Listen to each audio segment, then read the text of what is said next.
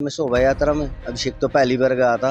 जो वहाँ पे गए थे, अगर जो उनका परिप्लान था उन लोगों का वहाँ पे, अगर जो अचानक में करते तो हथियार पथियार इतने कहाँ से आते बता रहे हैं। जैसे हथियार होता भी वो चलाया, पत्थर चलाया। कि आपको दुख है लेकिन उसके बाद भी गर्व है अपने बेटे पर। हाँ, गर्व इस बात का है कि भाई वो अपने धर्म के लिए गया था और भाई मान लिया चलो अपना लड़ता हुआ शहीद हो गया। बहुत गर्व की बात है। नौ हिंसा में जान गंवाने वाले अभिषेक के परिवार के साथ इस वक्त हम मौजूद हैं।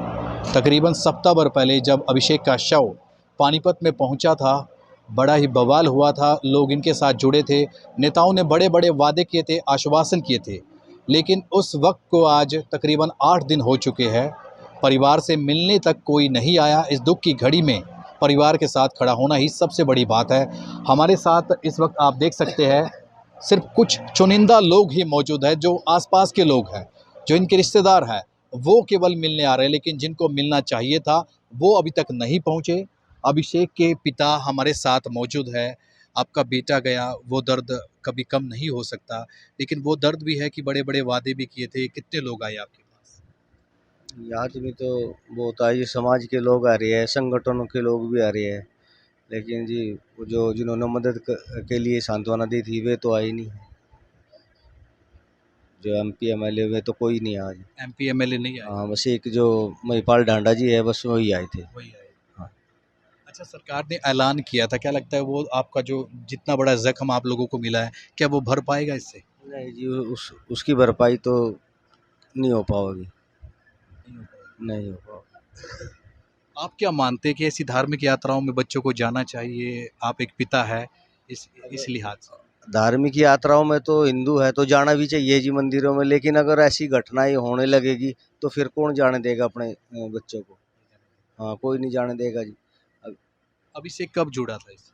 अभिषेक को लगभग 1.5 से 2 साल हो गए। अब कुछ लोग ये भी सवाल उठा रहे हैं कि इन यात्रा में सिर्फ गरीब लोगों के बच्चों की मौत होती है जब ये दंगे भड़कते हैं।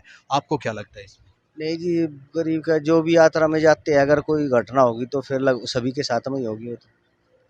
दंगे के बाद जो हिंदू मुस्लिम में जो भेदभाव फैल रहा है, आपस में दुश्मनी बढ़ रही है, उसको किस नज़रिए से देखते हैं? क्या होना चाहिए ऐसा? नहीं जी, हम दोनों का भाईचारा बना के रखना चाहिए दोनों साइडों से।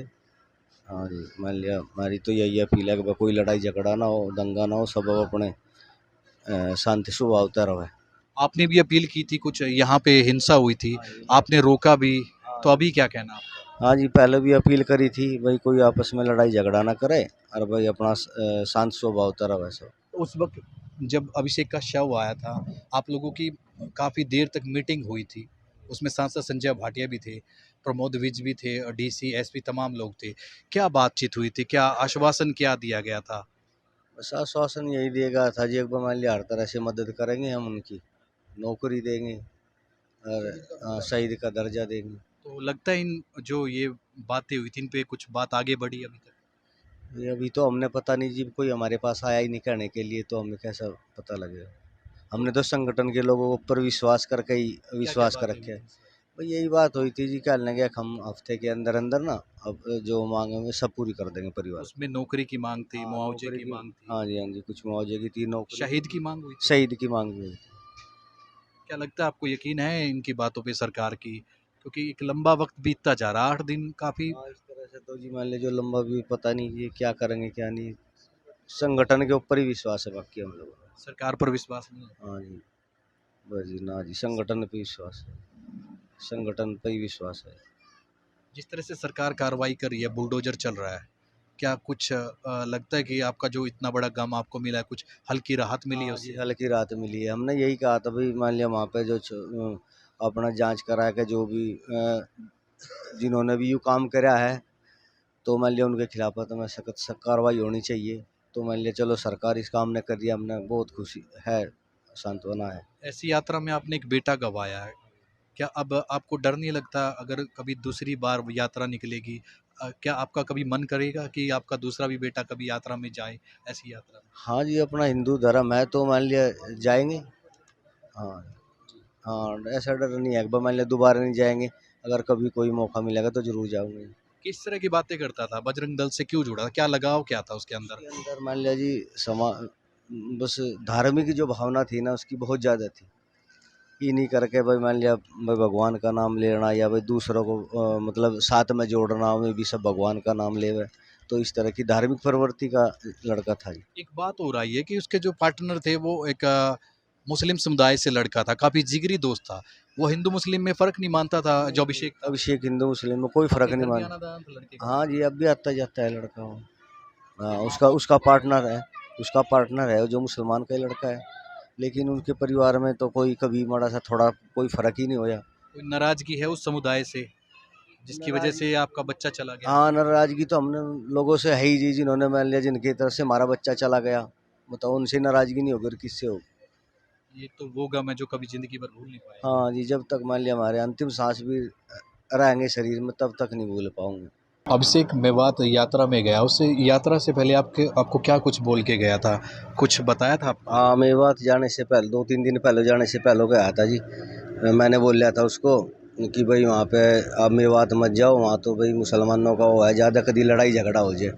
तो अभिषेक ने कहा था जी हम वहाँ पे लड़ाई झगड़ा करने के लिए थोड़ा ही जा रहे हैं, हमने तो मंदिर में जाना, भगवान के दर्शन करके जल चढ़ा के आ जाओ। इतनी बात बोली। हाँ जी, इतनी बात बोल। अच्छा सतपाल जी, ये बताइए, कुछ लोग बोले कि ये प्री प्लान दंगा इन लोगों ने शुरू किया, ऐसा था? अभिषेक तो किसी के साथ कभी झगड़ा भी नहीं हुआ। नहीं, अभिषेक का किसी के साथ कभी कोई झगड़ा का नहीं हुआ था जी। तो ये लोग आरोप लगा रहे प्री प्लान था, इन लोगों ने यात्रा जानबूझकर निकाली है ऐसा। नहीं जी, ये तो 3-4 सालों से लगातार हर साल जा ही रहे थे वहाँ इसमें शोभा यात्रा में। अभिषेक तो पहली बार गया था। जो वहाँ पे गए थे, अगर जो उनका प्री प्लान था उन लोगों का वहाँ पे, अगर जो अचानक में करते तो हथियार इतने कहाँ से आते बता रहे हैं। जैसे हथियार होता भी वो चलाया, पत्थर वो चलाया। आरोप लगा रहे हैं कि तलवारें ले रहे थे, लाइसेंस की बंदूकें भी थी इनके पास, इन्होंने फायरिंग की, जो तलवार लहराई, नारेबाजी की उनके खिलाफ। अगर जी मान लिया तलवार और हथियारों की दूर की बात है, हमारे घरों में एक डंडा सार का तो मिलता नहीं है। तो मान लिया तो फिर हमारे पास हथियार कहाँ आते हैं उन बच्चों के पास में। यानी अभिषेक धार्मिक था, अभी माला का जिक्र किया था आपने। वो धार्मिक स्वभाव का लड़का था ये अभिषेक। तो वो वही था, रोटेशन में भी तड़की मंदिर में जाना, माला जपना। मार से भी यही करता था। मान लिया एक माला लेके आना, एक मेरे लिए, एक 20 दिन पहले एक अपनी मम्मी के लिए कि भाई इससे जाप करा करो। अपने आप भी घर में भी एक घर में छोटा सा मंदिर है, उसमें जाप करता था, मंदिर में भी जाता था, सारे काम। आपकी बातों से लग रहा है कि आपको दुख है लेकिन उसके बाद भी गर्व है अपनी बेटी पे। हाँ, गर्व इस बात का है कि भाई वो अपने धर्म के लिए गया था और भाई मान लिया चलो अपना लड़ता हुआ शहीद हो गया, बहुत गर्व की बात है। लेकिन दुख दूसरों की इतनों की जान बचाई, जैसे दूसरों पे सुनना है उनकी जान बचाई, इस बात का गर्व भी है। और जी दुख तो इतना रहेगा कि जो जिंदगी भर तक हमारा निकल ही नहीं सकता। परिवार में और कितने सदस्य हैं आपके, कौन कौन है? परिवार में जी एक अभिषेक, एक बड़ा लड़का है, एक उनकी मिस। अभिषेक की माँ क्या सोचती है, अब आपसे बात करती है जब दुख की घड़ी है कुछ? उसके बाद जी जब मैं तो बात ही नहीं करती, वो बस हर टाइम रोने का ही काम है। 3 दिन में जब होश आया था, मैं तो उसके दुख के मारो घर में अंदर भी नहीं जा रहा था। अब सुनने में ये भी आया कि खाना पीना तक छोड़ दिया था। हाँ जी, खाना पीना सारा ही छोड़ दिया था। अब थोड़ा थोड़ा सा मतलब लगे खाना।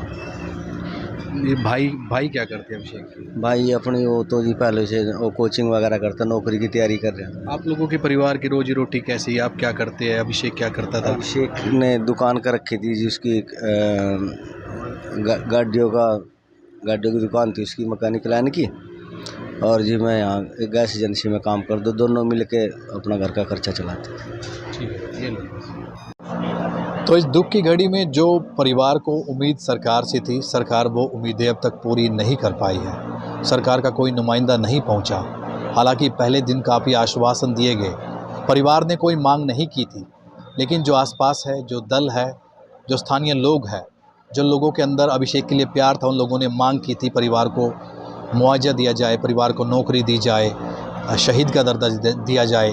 तो वो तमाम मांगे अभी भी वहीं पर अटकी हुई है।